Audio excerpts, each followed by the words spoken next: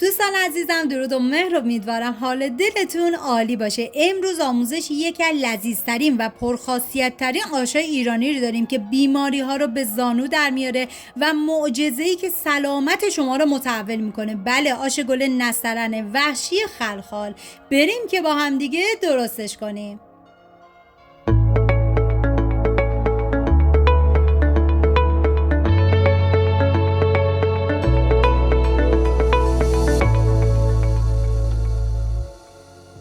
مواد لازم: سبزی آش، گیلدیگ یا میوه گل نسترن، نخود، گردو، سنجد، لبو، پیاز، سیر، برنج نیمدانه، نعنای خوش، برگ زردآلو و ادویه‌ام شامل نمک، فلفل سیاه و زردچوبه هستش.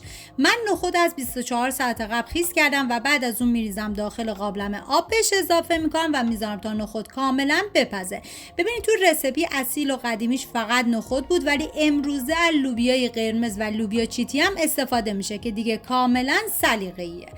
و گیلدیگ یا میوه گل نسترن که از عطاریا میتونید تهیه کنید و حتما 48 ساعت قبل خیسش کنید و بعد از اون بریزید داخل قابلمه، آب بهش اضافه کنید و بذارید تا کاملا بپزه.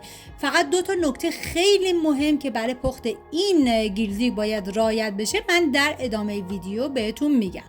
و حالا دیگه میذارم تا این میوه گل نسترن کاملا بپزه. توی این فاصله پیازی که داریم به صورت خلالی کاملا ریزش میکنم و بهتون پیشنهاد میکنم که این آش خوشمزه رو درست کنید. یه طعم ترش و خیلی متفاوتی داره. و سیری هم که داریم و کاملا ریزش میکنیم و میتونید سرچ کنید و خاصیت دارویی این آش رو ببینید که واقعا بی‌نظیره و یک تب گرمی هم داره که برای این فصل واقعا مناسبه.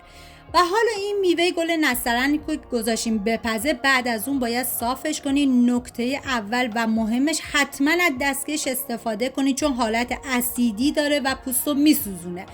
و ببینید حالا این تفالش رو من میریزم بیرون و یه پرس هایی در دور قابلمه و سر قابلمه ایجاد میشه که حتما باید اون پرس ها رو کاملا بردارید و پاک کنید چون این پرس ها نباید استفاده بشه.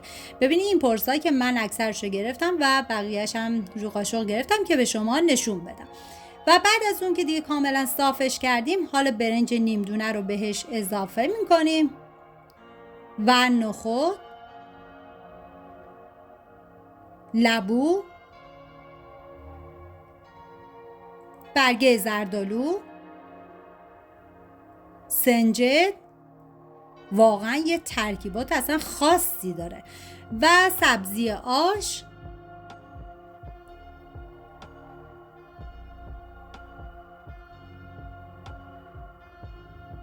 و گردو. ببینید امروز از گوشت چرخ کردم استفاده میکنن که ولی تو رسیپی گفتم اصیلی و قدیمیش نبود و مقداری نمک بهش اضافه میکنم، هم میزنم تا کاملا با هم دیگه مخلوط بشن و میذارم دیگه تا کاملا با هم دیگه بپزن. حالا توی این فاصله که این مواد ما کاملا پخته میشه، میریم داخل تابه کره حیوانی میریزیم که شما از هر نوع روغن دیگه میتونی استفاده کنی، ولی گفتم برای غذاهای سنتی اگر امکانش بود کره حیوانی استفاده بکنید بهتره.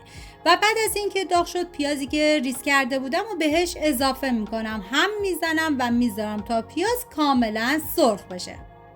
واقعا دم آذریای عزیزمون گرم با این آش فوق‌العاده خوشمزه شد.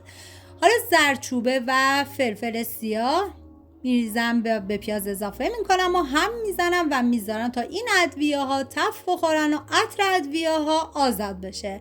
و حالا سیری که ریز کرده بودیم و بهش اضافه میکنیم و دوباره هم میزنیم و میذاریم تا سیرم یه تفت خیلی مختصری بخوره.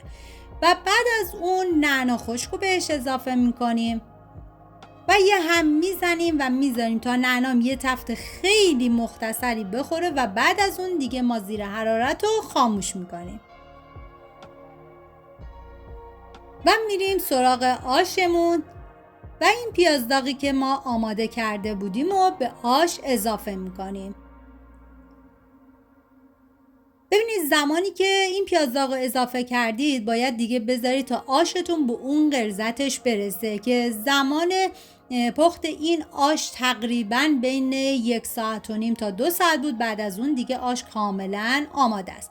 من یه هم میزنم تا کاملا با هم دیگه ترکیب بشن.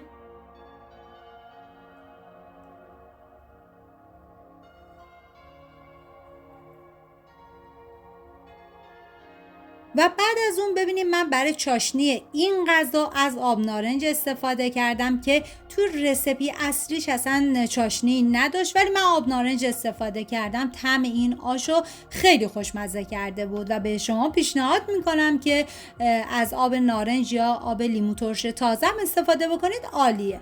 هم میزنم و بعد از اون آب نارنج رو بهش اضافه میکنم. و بعد از اینکه آب نارنج رو اضافه کردم یه هم میزنم و بعد از 5 دقیقه دیگه این آش ما کاملا آماده است. واقعا تنوع آش تو ایران ما خیلی زیاده و یکی هم از یکی گفتم خوشمزه تر. امیدوارم از این ویدیو خوشتون اومده باشه و این آش فوق‌العاده خوشمزه رو درست کنید، در کنار عزیزانتون از خوردنش لذت ببرید. اگه ویدیو رو دوست داشتید لطفاً لایک کنید، برای دوستاتونم بفرستید. لایک و کامنتاتونم کلی به من انرژی میده و کمک میکنه ویدیوهای من به افراد بیشتری نمایش داده بشه. مرسی که مثل همیشه تا آخر این ویدیو همراه من بودید. تا یه خوشمزه دیگر، بدرود.